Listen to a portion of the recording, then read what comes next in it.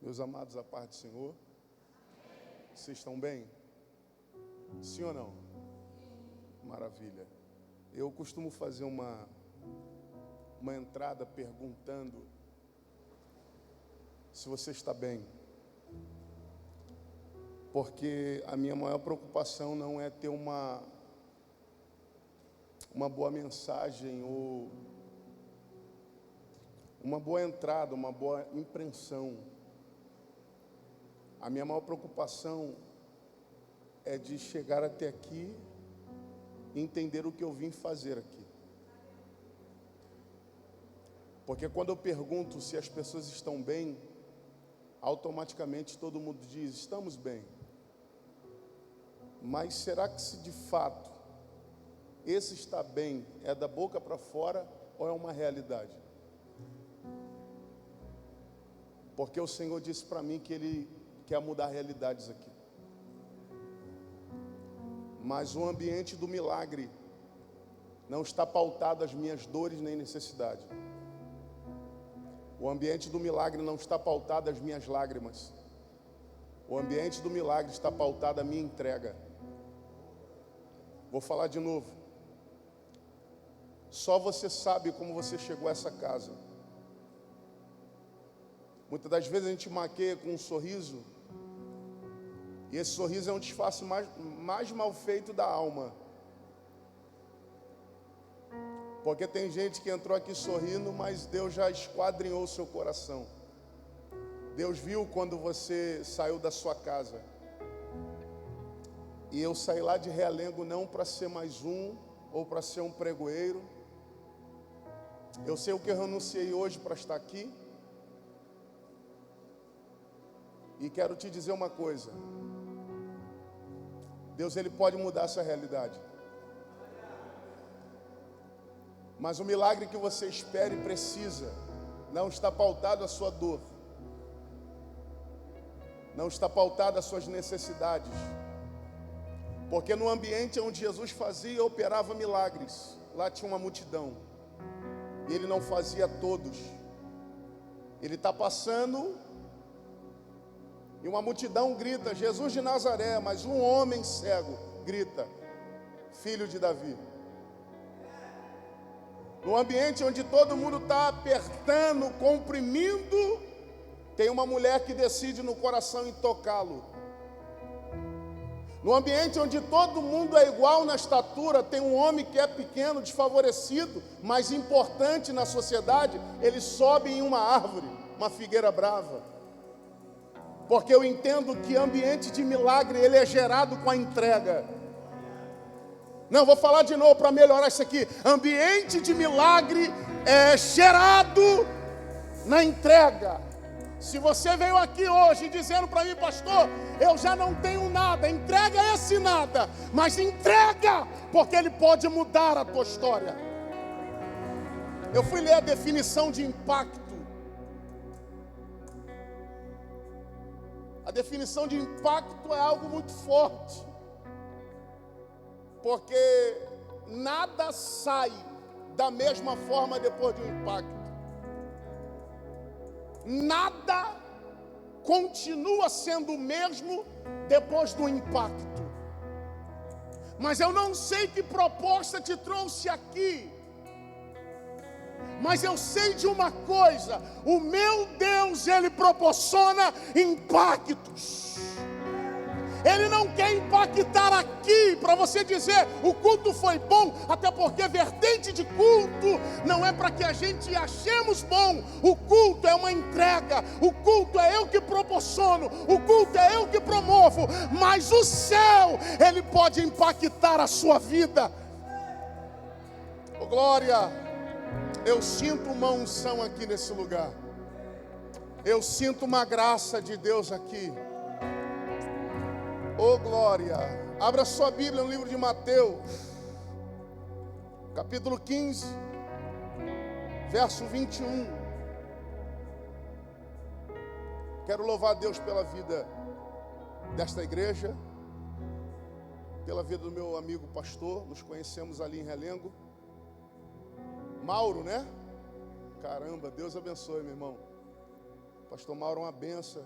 Foi pontual assim, a gente conversamos. Pastor Mauro trouxe uma palavra ali. E nós podemos nos conhecer ali no altar. E ele logo depois me estendeu o convite. Quero louvar a Deus por ser essa ponte, tá? Louvar a Deus pela vida do pastor dessa igreja. Deus possa continuar abençoando esse ministério. E esse ministério tem lugares que o pastor nem pensa em chegar. E esse ministério vai tocar a ponta dos pés. Eu tenho certeza. O pastor dessa igreja nem tem noção aonde Deus colocará ele. Mas ele colocará as plantas dos pés. Não por ele, não por conhecimento, não. É porque o céu já tem um projeto para isso. E esse projeto o Senhor entregou dentro do coração do pastor dessa igreja. Só apoiem, porque ele vai precisar disso. Amém? Porque aonde essa igreja for, será lá um canal de bênção. Porque a igreja ainda é a porta do céu, a casa de misericórdia, lugar de oração. Amém ou não amém? Mateus capítulo 15, verso de número 21. Quero tratar de um assunto pertinente à nossa realidade. E de repente você entrou aqui com essa realidade. Mas realidades são mudadas por impactos de Deus. Amém? E partindo Jesus dali, foi para as partes de Tiro e Sidom. Eis que uma mulher cananeia que saíra daquela cercania, clamou dizendo: Senhor, filho de Davi, tem misericórdia de mim, que minha filha está miseravelmente. Está o quê, pessoal? Miserável e endemoniada, amém? Miserável e endemoniada. Está miseravelmente endemoniada. Mas ele não lhe respondeu palavra. Verso de número 26, diz assim, 25, perdão. Então chegou ela e o adorou dizendo: Senhor, você vai dizer isso bem alto, só quem está precisando de um socorro. Isso é contigo e Deus, eu não conheço você. E eu não vim aqui apresentar uma performance. E eu não vim para ser profeta do culto. Às 3 horas da tarde eu dobrei o meu joelho para interceder por esse culto, para interceder pela sua vida mesmo não te conhecendo.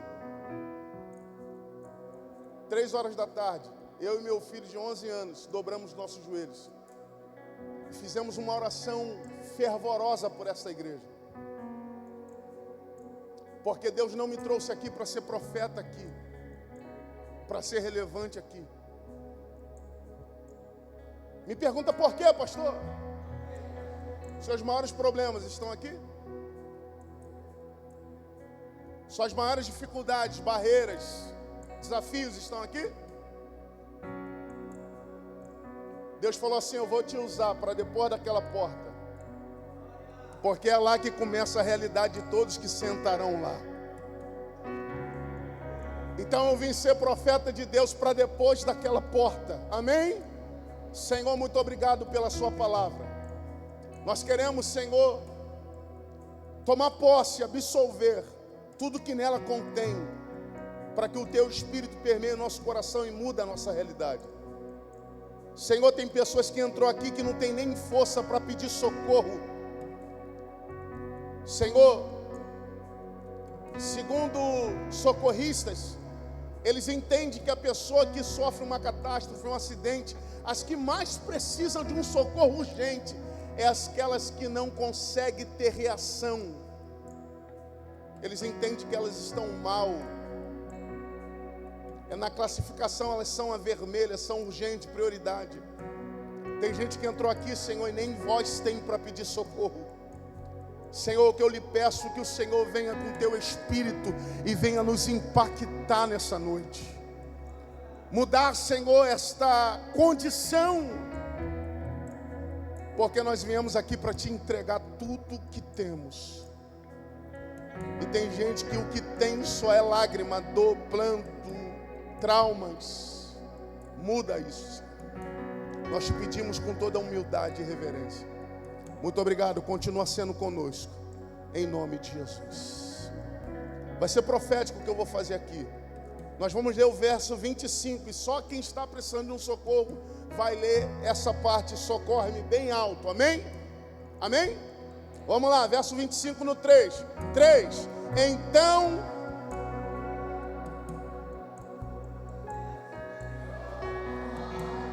Aplaude a ele.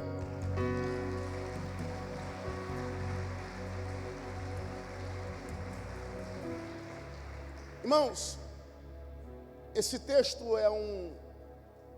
para mim é um divisor de águas na minha vida, porque neles eu tenho muitas lições.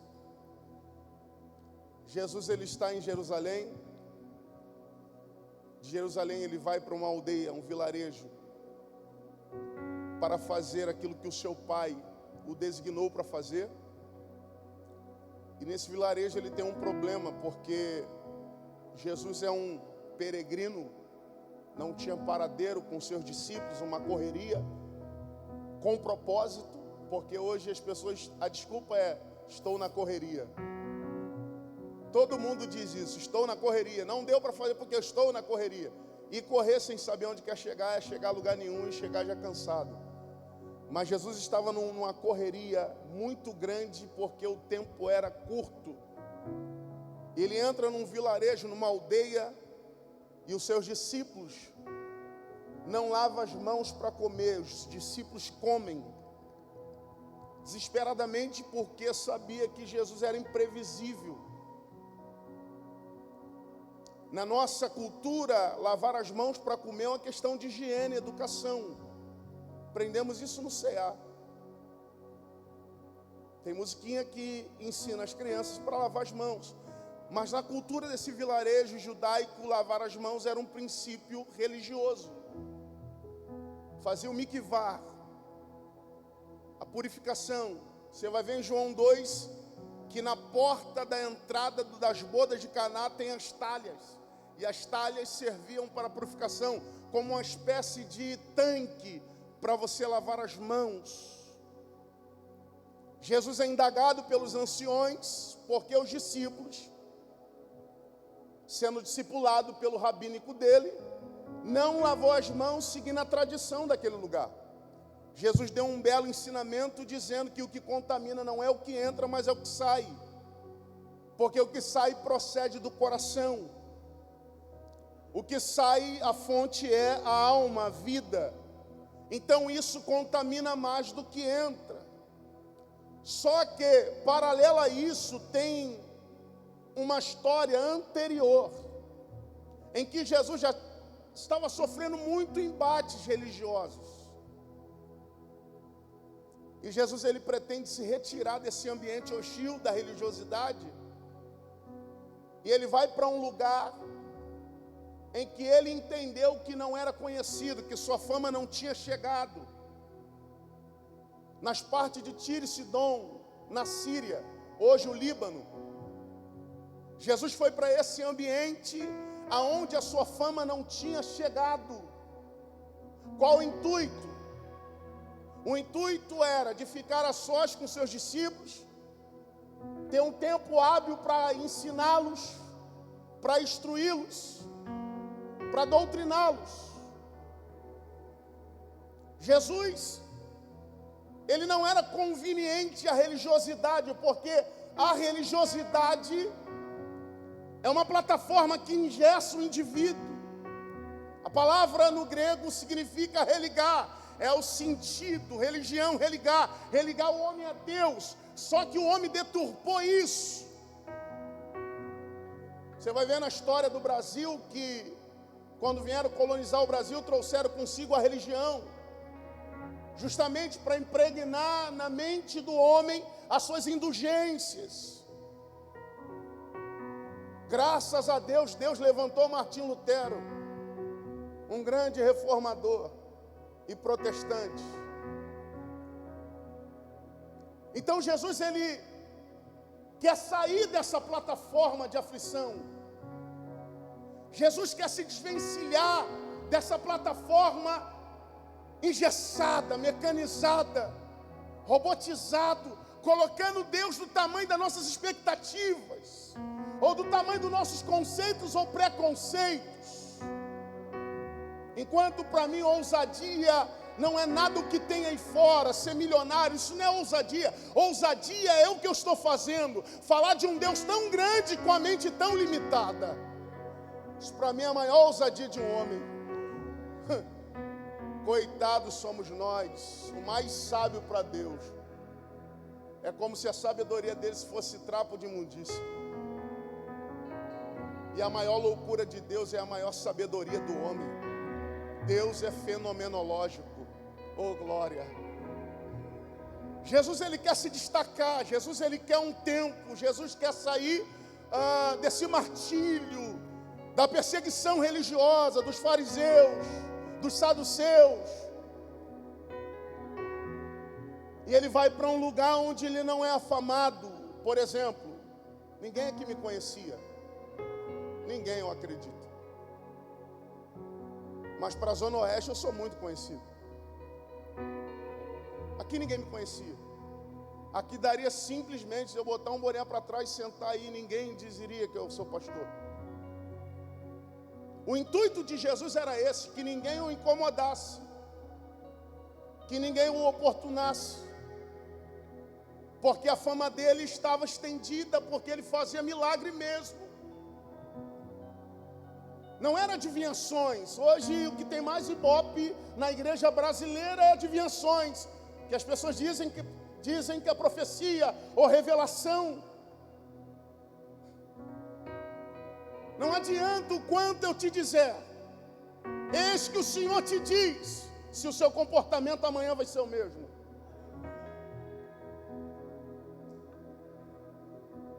Porque alguém entrou aqui dizendo, Deus não fala comigo.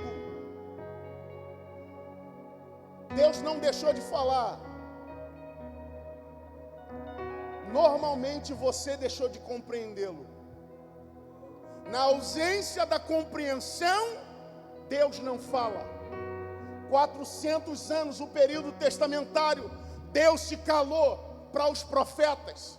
O último a saber, Malaquias. E depois Deus se manifesta com Zacarias, tornando Zacarias mudo, até na manifestação de Deus. Quando ele quer falar, ele fala com alguém e coloca esse alguém em silêncio.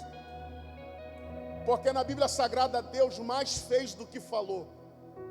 E às vezes a gente se limita a Deus. Fala comigo, Deus. Quer um segredo? Quem quer um segredo, diga amém.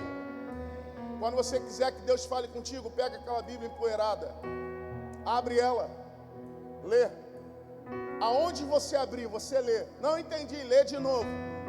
Lê até você entender. Aí você vai falar, Deus falou comigo. Porque a palavra dele é viva.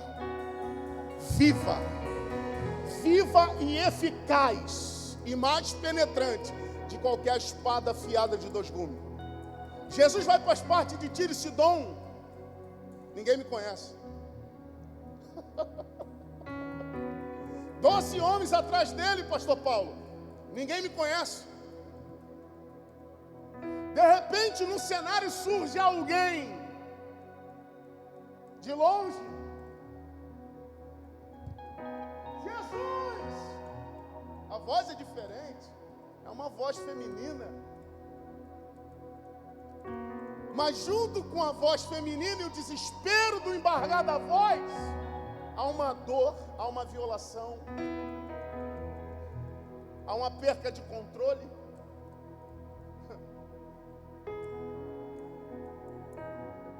Há planos sendo interrompidos.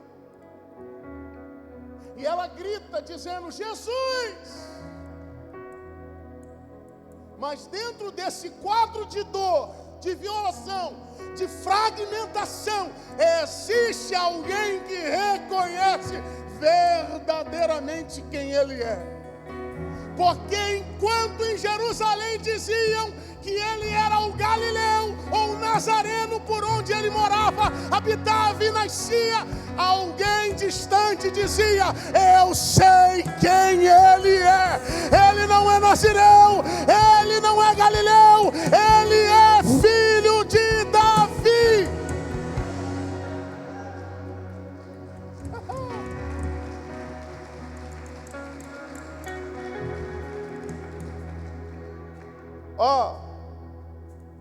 Deixa eu ser boca de Deus para você. E quando eu reconheço quem Ele é, antes de mostrar para Ele o que eu preciso, a gente só precisa acertar o passo. O que a gente perdeu o controle, Ele resolve. Não entendi, pastor. Porque hoje a gente peca num time de reconhecer simplesmente a nossa dor. E eu só estou pregando esse texto porque o pastor que me deixou a deixa. O senhor falou aqui, entrou, fez, né? E o senhor falou do louvor. Abraça-me, como é que é o louvor? Vai passar.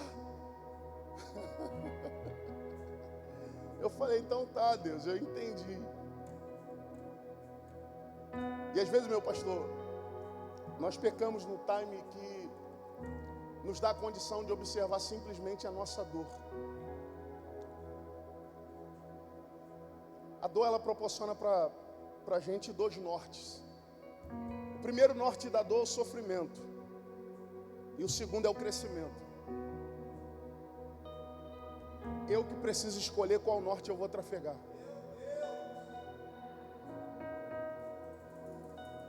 Porque só conhece o final da dor os mortos. Se está doendo, porque tem vida aí. Vou falar de novo para ver se você entende. Só conhece o final da dor os mortos. Se está doendo, é porque existe vida aí. Você vê o influencer digital, jovem, milionário que se matou?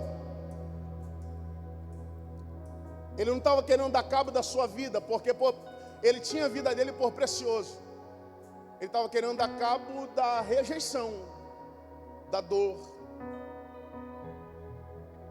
da falta de controle. Era isso, e ele achou que a vida dele era esse agregado. E ele acabou dando cabo de si mesmo.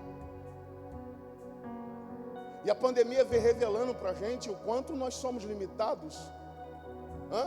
Pastores se suicidando, mulheres de Deus, mulheres de oração. O quanto adoecemos na alma por conta da dor, não da dor em si, porque a dor é uma coisa humana. O quanto nós perdemos o discernimento ou a sabedoria de como lidar com ela. Porque tem dores que vai ficar para a gente lidar. Lembra Paulo dizendo para a gente, olha, foi enviado um mensageiro para que me esbofeteasse, para que eu não me ensoberbecesse, mas eu orei, roguei a Deus, roguei para Ele tirar o espinho. Quem já teve um espinho aí na carne ou no dedo, ficou incomodando até você tirar aquela dor? Paulo vai falar assim, eu roguei a Deus para que Ele tirasse, mas Ele não. Deus não tirou. Deus só mandou uma palavra para ele, dizendo assim, a minha graça te basta. E o meu poder se aperfeiçoará nas tuas. Quando nós estamos fracos, o que nós queremos na fraqueza? Não é força. Só que Deus não quer dar força, porque força, quando usar ela, você vai ficar fraco de novo. Deus quer dar poder para você. Não é força. E você vai entender essa definição tão chucro que eu vou falar. Eu estava no trânsito, aí colidiu um carro ou outro. Foi uma colisão bem simples. Aí desceu um ser desse tamanho aqui, de 1,5 metro. Brabo o rapaz, né? Brabo. Só que desceu um cara da minha cor, maior do que eu. O mais forte ficou mais brabo do que o pequeno, porque quando viu o pequeno, ele se prevaleceu. O pequeno foi lá no carro, pegou um negócio desse tamanho, brilhando, e o grandão forte voltou para o carro, e foi embora. Aqui eu vi o que é mais precioso. Melhor do que ter força é ser alguém poderoso. Oh glória, alguém está aí, o que Deus quer te dar não é força, o que Deus quer te dar é poder, porque o que você está enfrentando na sua vida, na sua casa, não é força que se resolve, é com o poder de Deus, e Ele está liberando nesta noite de impacto para a minha e sua vida. Termino aqui, fechei a Bíblia. A mulher está gritando: Jesus, filho de Davi.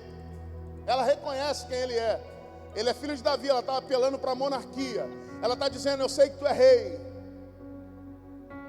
Ela vai dizer assim: tem misericórdia de... Coloca aqui para mim.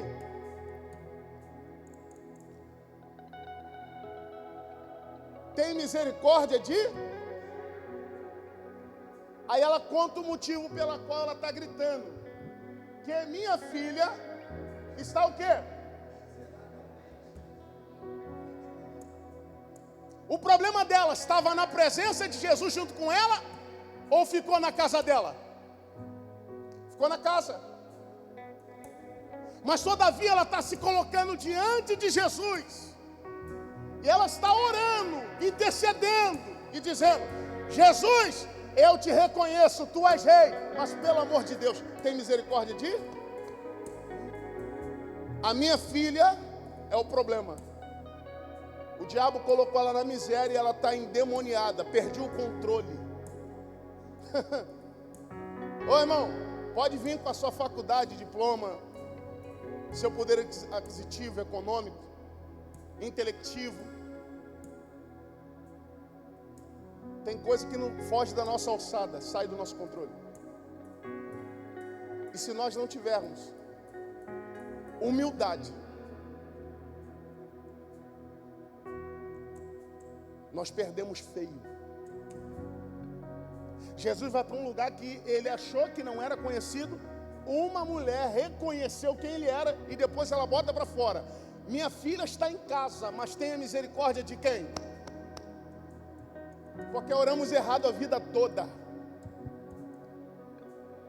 Viemos num culto como esse, rebentado na alma, por problemas que estão na nossa casa, que perdemos o controle, a direção, sabedoria. E aí, sabe o que fazemos?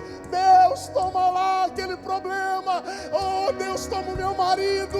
Oh Deus, a minha filha, o meu filho. Oh Deus, oh Deus, oh Deus, a minha casa. Deus, se volta para minha família. E aí você está orando, orando, orando, orando, orando, e nada acontece como você espera. Paulo vai dizer: e por esta causa eu me coloco de joelho para orar. Percebeu que tem causas que nós oramos há 10 anos e não aconteceu? E o mesmo ímpeto que me faz orar, quando eu não vejo nada acontecendo, que mais ministra no meu coração, é o cenário ou a minha oração? As irmãs de Lázaro: se o Senhor estivesse aqui, o meu irmão não teria. Mas o que Jesus disse? Essa enfermidade não é para... Elas creram mais na morte do que em Jesus. Claro, é o cenário delas.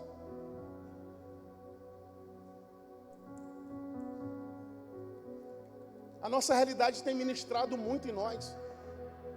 E o que o inimigo da nossa alma quer? Roubar, matar, destruir? Não, isso é obra do ladrão. A Bíblia diz: o ladrão veio senão para matar, roubar e destruir. O inimigo da nossa alma, desde a criação, ele veio para enganar o homem, ludibriar o homem. Por isso que ele é astuto e sagaz. O diabo não veio simplesmente: perdeu, vou te matar. Se fosse assim, irmãos, ele já teria matado todo mundo no primeiro mole que a gente desse com Deus.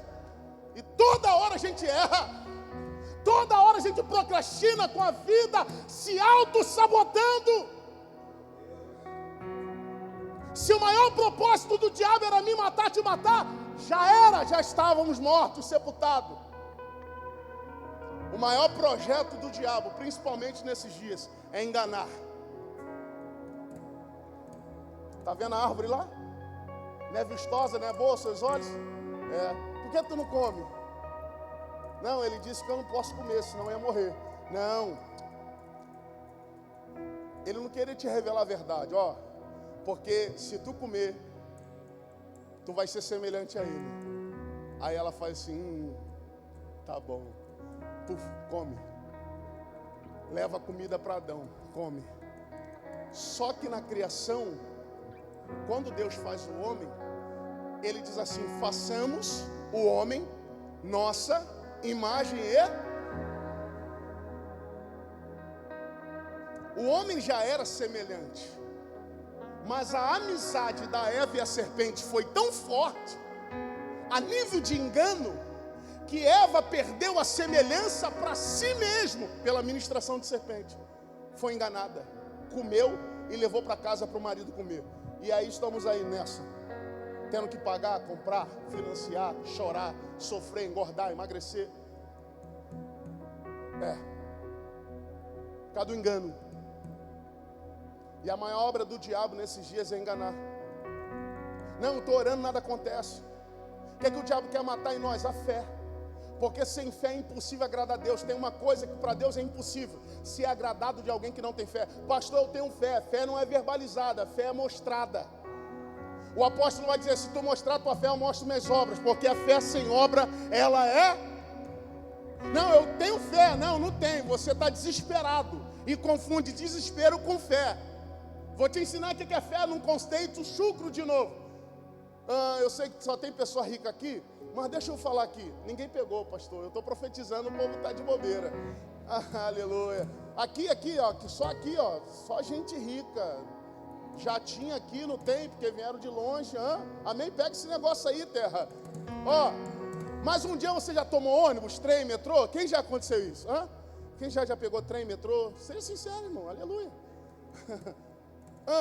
Quando você chegou lá na plataforma, o trem, o metrô, o ônibus já estava lá? Você teve que fazer o quê? Mesmo você não vendo, você ficou aonde? No ponto? Sim ou não? E depois que chegou, você tem que fazer assim? E depois a porta abriu e você entrou? Isso é fé. Eu não vejo, mas espero na posição. E quando chegar, eu vou dar um sinal que eu estou aqui. A porta vai abrir e eu tenho que entrar. Isso é fé. Porque está escrito: ora, a fé é o firme fundamento das coisas que não se veem, mas que se espera. Aleluia. Sabe o que Deus está dizendo? Você não pode estar vendo nada, mas algo no mundo espiritual está sendo impactada. Aleluia, o meu e o seu favor. Mas espera com paciência, porque o segredo da espera está na paciência. Porque tem gente que não tem outra opção a não ser esperar. Quer ver a grávida? A grávida está lá, ansiosa. Ela compra enxoval, faz um montão de coisa, revelação, aquela coisa toda, mas tem que esperar. O problema não é a espera. O segredo do milagre, da vitória, não é espera, é como eu espero.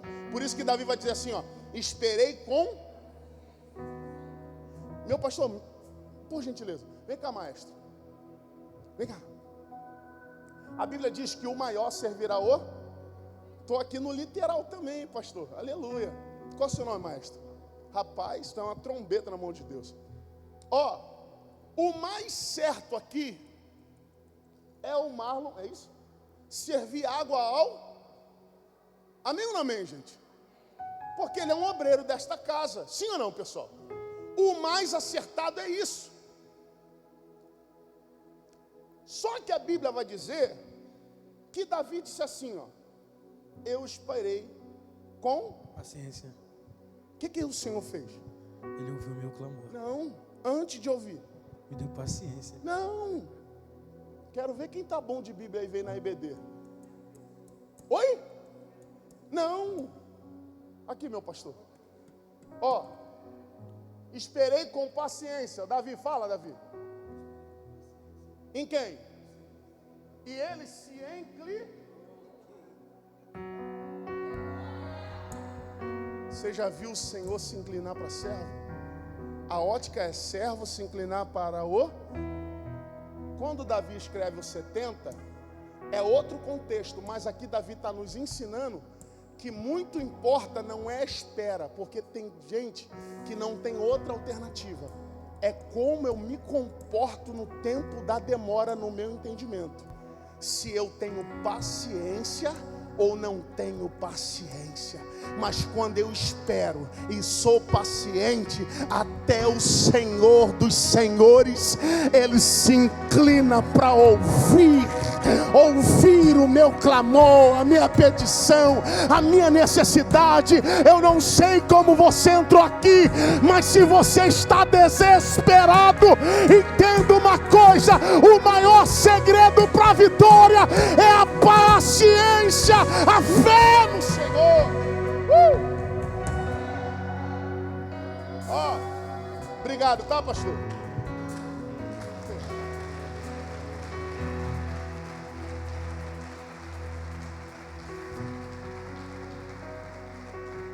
Fala assim comigo bem alto. O problema era a filha.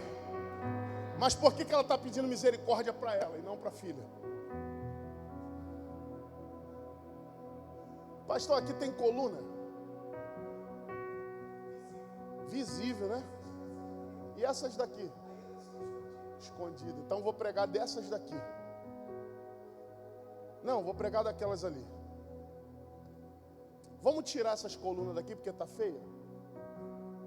Amém? Se tirar, o que acontece? Mas o que é maior, a coluna ou a parede? A parede. Maior não é a parede? A coluna, muitas das vezes, é 40, 30. Sim ou não, pastor? Se tirar a parede, o teto continua no lugar? Mas se tirar a coluna, oi? Cai. Tem coisa que está grande na tua vida para desestruturar você que é pequeno. Não dá para remover você, porque Deus te levantou como sacerdócio da sua casa. Mas também ficar se submergindo nesse problema e vivendo somente ele, você vai ter o mesmo comportamento dessa mãe. Ela nos ensina a orar: Jesus, tem misericórdia de mim, o problema é minha filha. Mas se eu não entender o meu estado, tudo vai cair. Porque a minha filha já está endemoniada. Não adianta o quanto eu oro por ela, porque o Senhor pode ir lá mandar anjo, o Senhor pode expulsar o demônio, mas depois o Senhor vai embora. Quem vai ficar na minha casa sou eu. Eu preciso estar de pé para que o inimigo não entre mais. Eu preciso estar com a unção para que o inimigo não entre mais. Então não adianta quantas vezes você vir aqui à frente, o pastor orar, alguma coisa acontecer aqui, mas aquela porta vai abrir, você vai voltar para a sua realidade, e lá você precisa estar de pé. Porque alguém disse assim: você não pode parar. Você não pode? Não, você não pode cansar. Pessoal aí do Data Show aqui, do LED, coloca aí João, capítulo 4, verso 6. Aqui, por gentileza. E aqui eu termino.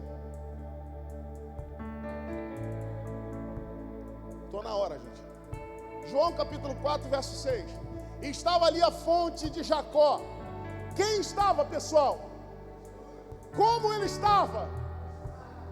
Do quê? Então entenda que todo caminho vai produzir em nós o cansaço. Independentemente se você está caminhando, sabendo onde quer chegar ou não, todo caminho e caminhar vai produzir em nós cansaços.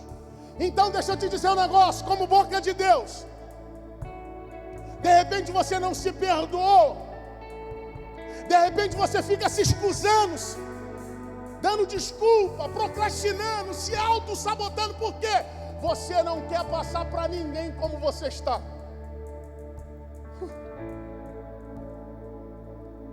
Vão me olhar mal, pastor, se eu falar que eu não estou legal. Você precisa estar bem, gente. Você precisa estar bem. Jesus está nos ensinando que o caminho proporciona cansaço. Olha o que Jesus faz quando ele cansa. O que ele fez?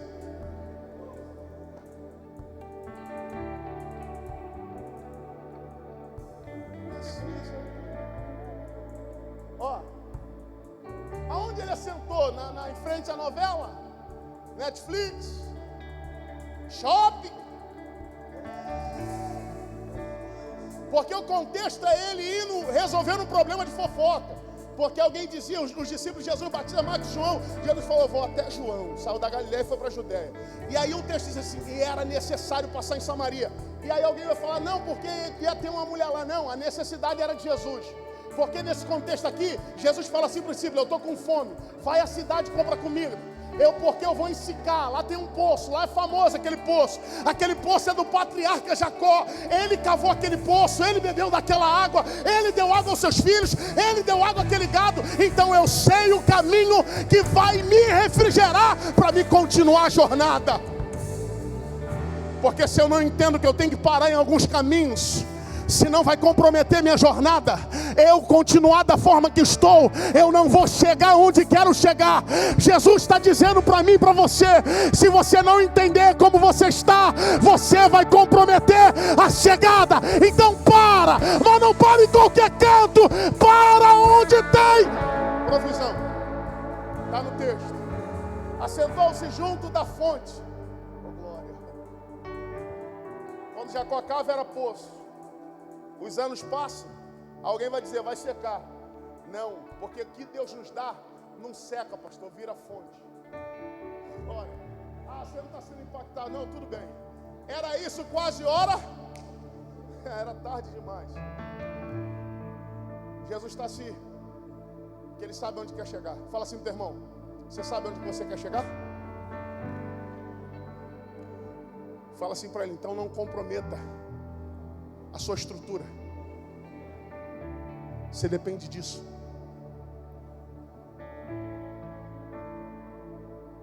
Ela está dizendo assim, tem misericórdia de mim. A misericórdia é a causa de nós não sermos. Ela está dizendo assim, eu tenho uma causa em casa que está me consumindo. Aí a Bíblia diz embaixo, e ele não lhe respondeu. Oi? Não, nada não, está no texto. E ele não lhe respondeu palavra. Porque ele não fala o que vai fazer, ele faz. O médico, quando está no centro cirúrgico, ele não fala com o paciente. Ele só fala com a junta. E ele opera sem falar com o paciente. Às vezes a gente quer ouvir a Deus, não é porque a gente quer que Deus fala com a gente quer uma autoafirmação. Deus não precisa se autoafirmar. Aí Jesus dá um belo sermão ali para os discípulos, não responde ela, diz que não é lícito pegar o pão dos filhos e deitar os cachorros, porque ela era uma cirofenícia, e ele veio para os judeus. E aí o texto vai passando, mas tem uma parte que Jesus não resiste a essa mulher. No verso 25, essa mulher diz assim, ó, o texto diz assim, ó, verso 25 diz assim, então, tem uma irmã de Deus aqui para me ajudar, por favor? Uma irmã só, uma irmã corajosa. Tem? Ih, está faltando coragem aqui, pastor. Cadê? Deixa eu ver de novo. Uma irmã, qualquer uma. Vem cá, querida.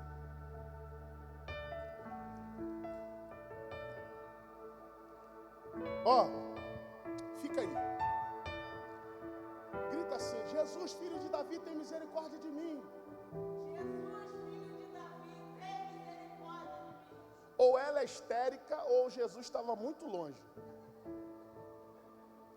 Porque não sei se você conhece uma pessoa que conversa contigo gritando. Você está do lado, ela está gritando. Alguém conhece alguém assim? Existe. Mas tem pessoas que gritam revelando a distância de quem ela quer comunicar. O texto diz que ela o tempo todo está falando tudo certo. Reconheceu Jesus, pediu misericórdia para ela. Ela se humilha e tudo gritando. Só que o texto revela que tudo estava acontecendo e Jesus não dá a atenção que ela precisava, simplesmente porque Jesus não quer atender necessidade dos necessitados. Jesus quer se relacionar com quem é necessitado. E não tem como eu me relacionar com pessoas. Imagina, pastor, me relacionar com o senhor assim. Fala aí, pastor, qual é o seu nome? Quantos filhos? Tudo bem? Pô, isso não é relacionamento. Isso é divulgação. Eu estou distante. Mas quando o problema dela está tão avassalador na vida dela, ela entende. Eu fiz tudo e ele não fez nada. Entre aspas. De repente você está assim. Eu estou fazendo tudo e Deus não faz nada. Vai, minha irmã. Vai. Jesus. Calma, para aí. Aí no verso 25, que é o final da história, olha o texto. Então,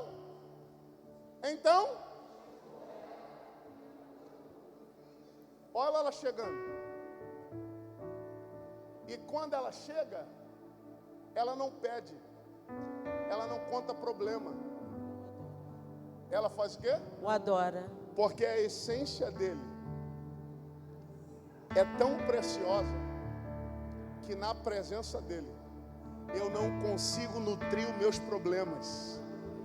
Eu não consigo me submergir a eles. Na presença dele, ela adora dizendo: Senhor, fala assim para o teu irmão, primeiro se achega, depois é inevitável a adoração. Aí depois, tu já está chegadão dele, aí tu bota a cabeça, bota na cabecinha aqui, isso. Aí tu está chegada e tu fala assim: socorre.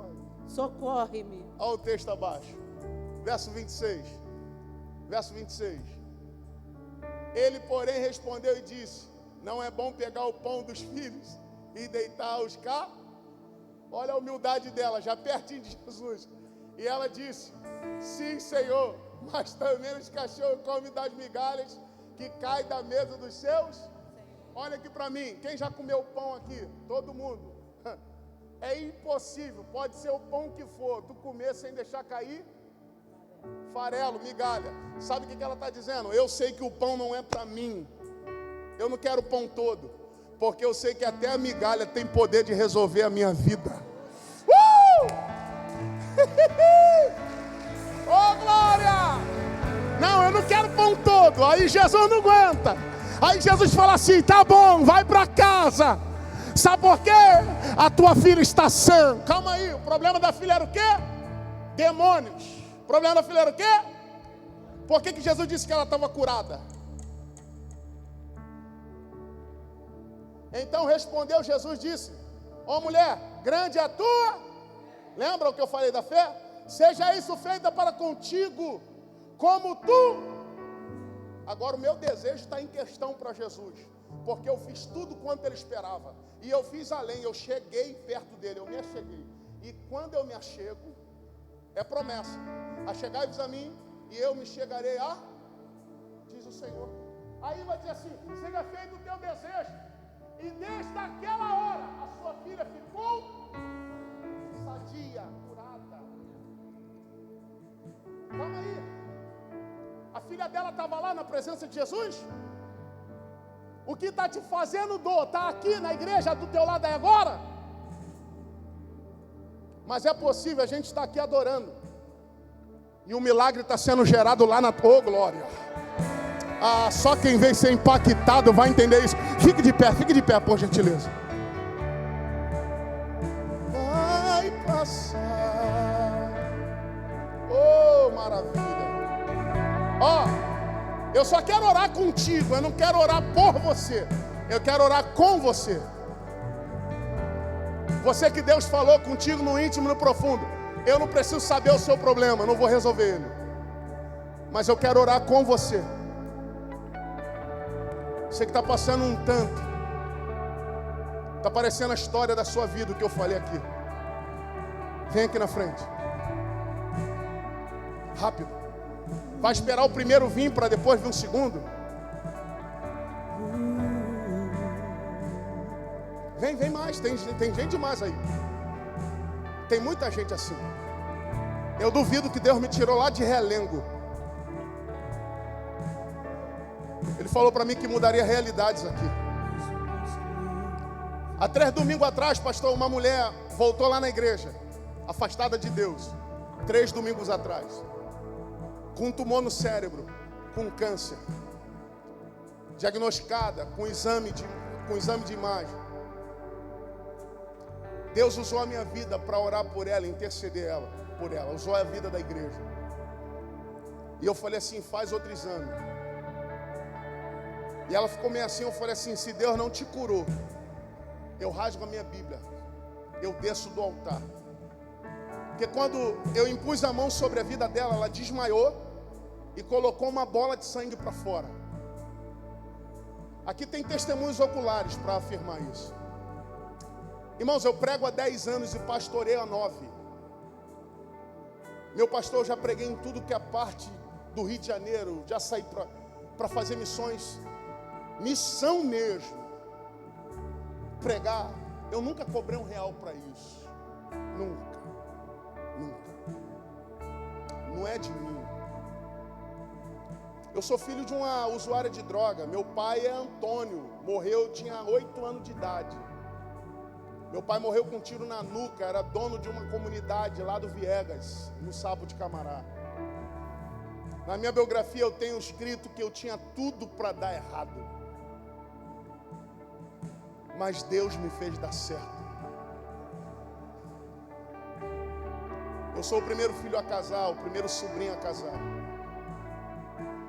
Eu sou o único sobrinho a não usar droga. Eu tive a droga presente na minha vida, na minha casa.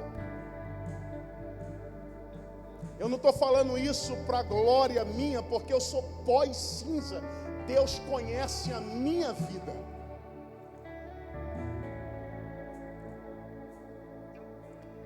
Eu sei, se eu estou aqui em cima desse altar, eu não chegaria pelos meus meios. Eu não tive uma boa educação. Eu não tive uma base familiar. A minha refeição era 3 da tarde. Porque minha mãe virava uma noite usando cocaína e acordava 2, 1 hora, mal-humorada.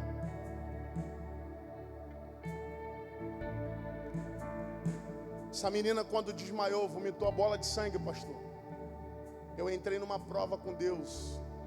A minha fé titubeou de tantas coisas que o Senhor fez através de mim na minha vida. Porque eu falei para ela, faz outro exame e abre no altar. E ali eu entrei num confronto muito grande comigo mesmo. Falei, Deus, eu estou falando de câncer. A minha humanidade é de câncer que tu está falando. A doença do século.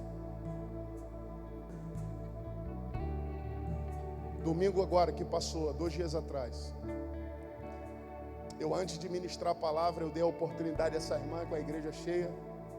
Falei assim, abre o exame. Chamei minha esposa, chamei alguém lá do público da plateia para abrir o exame. E abriu o exame. Estava escrito no exame: tecido do crânio, as paredes, intacta. Não há resíduo cancerígeno. Não tem nada no pulmão, não tem nada em lugar nenhum. Deus é fiel. Só que minha esposa falou assim para mim: como é que Deus te usa tanto para a vida dos outros? E a vida toda a gente morou no quintal da família. Final do ano passado, nem os meus obreiros sabem disso, mas eu vou contar. Porque Deus mandou contar isso aqui. Eu estava juntando com a minha esposa um dinheiro, porque nós queríamos comprar uma casa. Chegamos a um valor. Isso em novembro. No final de novembro, a minha casa sofre um alagamento, compromete a estrutura, e eu tenho que me ver obrigado a sair da minha casa. Eu não fui para um lugar que era meu, porque em dezembro saquearam a minha conta bancária. Eu dei uma satisfação para a igreja que levaram 1.000 do meu cartão de crédito, mas levaram minha conta toda. Todo o dinheiro que eu estava juntando para dar entrada numa casa. Como eu disse, eu não tenho base familiar, não tenho um padrinho. Meu padrinho é o céu. De repente você está me vendo pregar essa palavra dizendo assim, a vida do pastor está tudo bom. E aí eu estou indo para um ano em acordo com o proprietário da casa que moro hoje para comprar. E está aí o motivo das minhas trufas.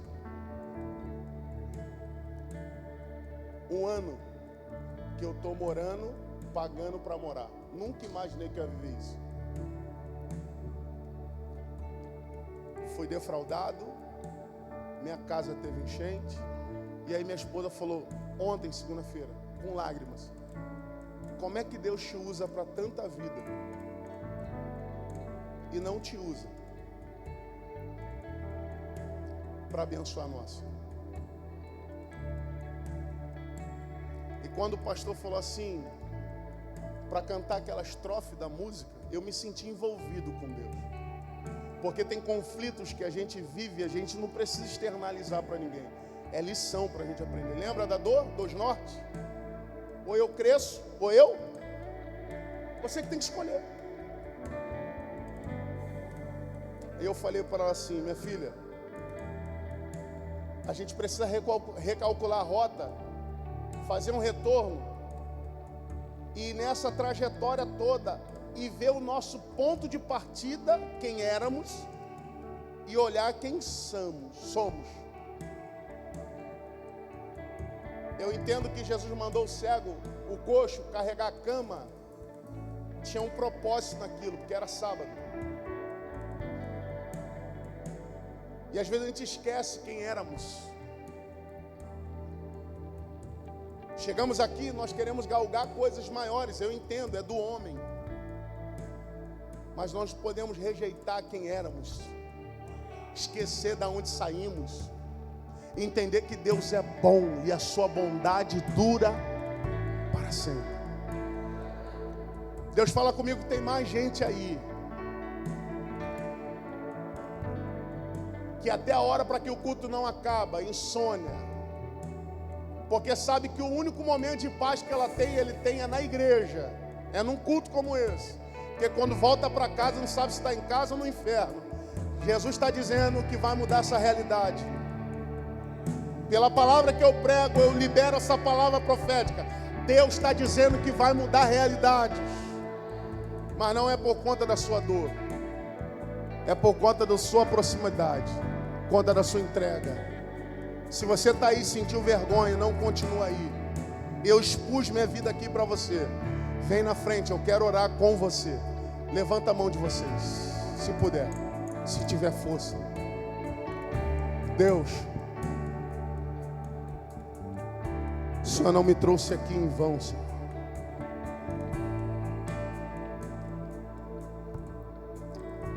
Senhor, não é magia, não é profissionalismo. Não se trata disso. Não é um número, uma performance. Eu vim aqui, Senhor, sem conhecer essas pessoas. Orei por elas 3 da tarde. E o Senhor falou no meu coração. Eu nem sabia do que se tratava a dinâmica do culto, que era sobre impacto. Mas eu te peço, Senhor, impele uma unção de graça aqui nessa noite. Aos demônios que estão lá na casa dele ou dela, eu te dou ordem para que saiam agora. Enquanto essas pessoas estão aqui no seu altar, algo extraordinário está acontecendo na verdade dela.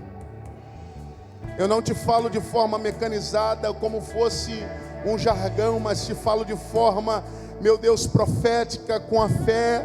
Meu Deus, porque eu creio que é possível estarmos aqui te adorando no campo da nossa aflição, no vale de Baca, das lágrimas, mas é possível, o Senhor está operando na nossa casa, nas nossas impossibilidades.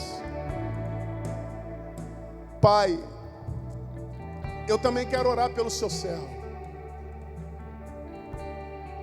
Senhor, não conheço o teu ungido, mas como o Senhor me mostrava esse homem passando no vale de Baca, o vale das lágrimas, e um sentimento titubeava no seu coração. entre a razão e a fé. Mas o Senhor é aquele que pegou o profeta Ezequiel e levou ele num vale e disse: o que tu vê? Como tu vê? Porque muitas das vezes o que tem que acontecer na nossa vida não está salientada às suas promessas, mas está salientada a um processo. Porque o processo nos eleva de nível. A uva é um preço, o suco dela é outro. A cana é um preço, o suco dela é outra. O azeitona é um preço, o azeite é outro. Tudo foi elevado porque passou por um grande processo. Pai, o Senhor conhece o teu ungido, Senhor. Antes que ele era uma substância infórmica, Senhor, não faça com que ele enxergue só o que está diante dele, mas nesse vale dá a ele visão, e não deixe ele perder o sentido da palavra profética, tanto para os outros, mas para ele também, para dentro do coração do teu filho. Calai andarás. Está aqui o teu servo, Senhor. Assim como o Senhor disse a Ezequiel: profetiza, porque eu faço o resto. Profetiza e eu faço o resto. Não deixa tu de profetizar pelo cenário que se apresenta diante de ti, porque é o Senhor teu Deus que pega pela tua mão e te leva nesse vale e te faz contemplar os ossos que estão não só seco, mas sequíssimo. Mas o Senhor mandou te dizer, homem, que esses ossos eram um grande exército. Esse vale era um vale de concentração, de guerra. O Senhor manda te dizer: profetiza, porque Ele coloca no lugar. Vai acontecer reboliço, ajuntamento, vai acontecer restituição, vai acontecer porque Deus está aqui. Sobretudo, o Espírito dEle vai pairar sobre a tua vida e esse lugar. Receba esta palavra. Senhor, toma essa igreja. Muito obrigado pelo privilégio de estar aqui. Senhor, muito obrigado pela sua graça. Muito obrigado por tudo, Senhor. Eu quero te louvar. Abençoa essas pessoas que estão aqui, Senhor, os que estão lá atrás, os que não conseguiram vir. Toma essa igreja, toma esse lugar, Senhor. Eu quero te glorificar e exaltar o teu santo nome. Os que crêem na vitória, diga amém. Aplaude o Senhor se tu pode.